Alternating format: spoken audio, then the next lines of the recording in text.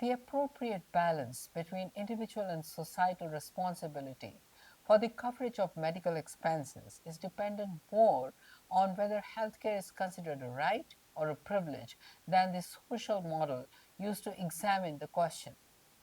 Whether using Rawls' veil of ignorance or conceding that America is composed of rugged individuals and social contracts exist in very limited circumstances, as is the atomist view, the support of a right is much more robust than the availability of a privilege. Furthermore, if we curtail access to a right or privilege, but especially a right, because of an individual's choices, then we are left with the uncomfortable question whether those choices are truly a product of unfettered free will or easily traceable to the constrictions imposed by societal or constitutional causes.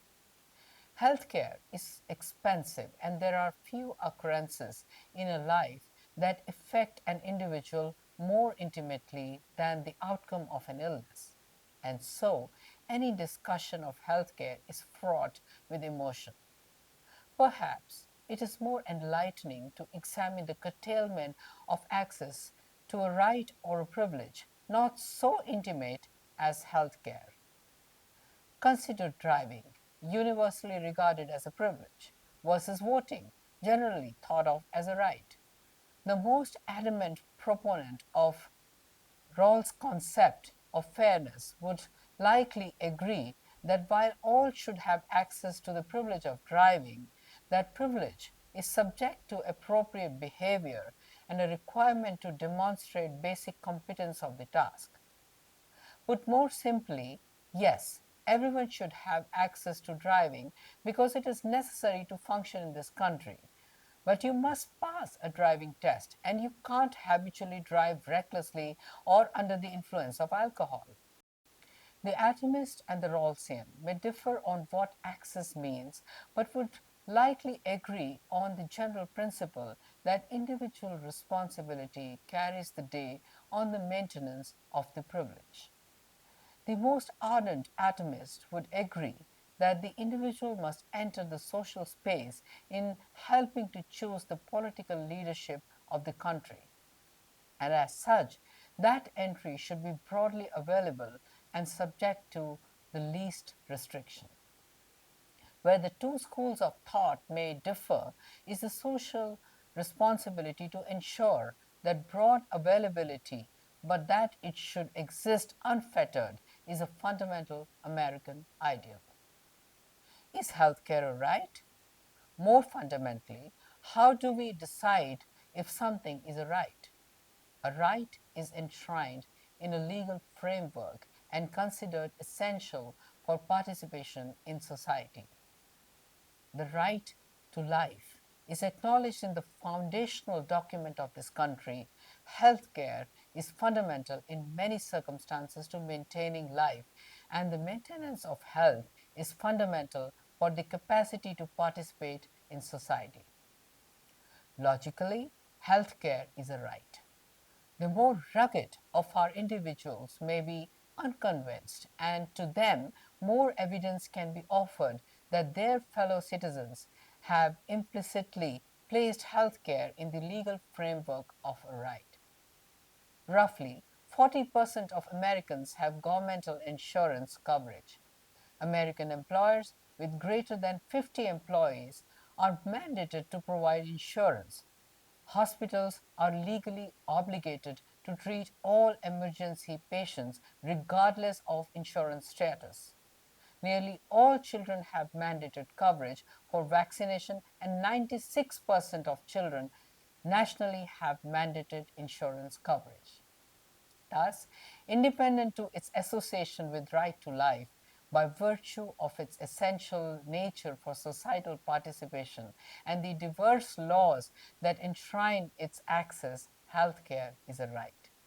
And regardless of the philosophical framework used, we have a legal and ethical history that seeks to extend access to that which we consider a right despite individual behavior or characteristics. To extend the analogy once again to voting, we don't take away the right if the individual doesn't have a certain IQ or fund of knowledge or hasn't voted in many elections, demonstrating over time a disinterest in governance. Though controversial, many jurisdictions even allow prisoners and ex felons to vote. Similarly, we cannot impose a financial penalty on healthcare because of an individual's behavior if that penalty effectively takes away the right to health and, in the worst case scenario, the right to life. This is not to say that there is not some devil in the details. Under the assertion that healthcare is a right, if a smoker develops lung cancer, his care should not cost more than such that the cost effectively becomes denial of care. This doesn't mean that his insurance premiums can't be higher because his behavior, by virtue of the potential of future healthcare costs to society, merits some responsibility. This is not equivalent to denial of care.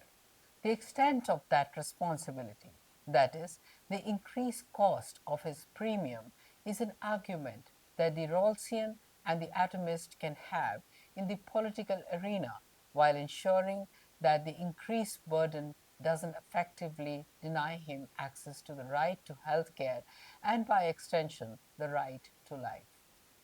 That argument must be tempered by the consideration of what is meant by responsibility, or more precisely, the consideration of the intersection between a freely chose course of action versus one that is heavily influenced by the impositions of a societal past or an inherent individual characteristics.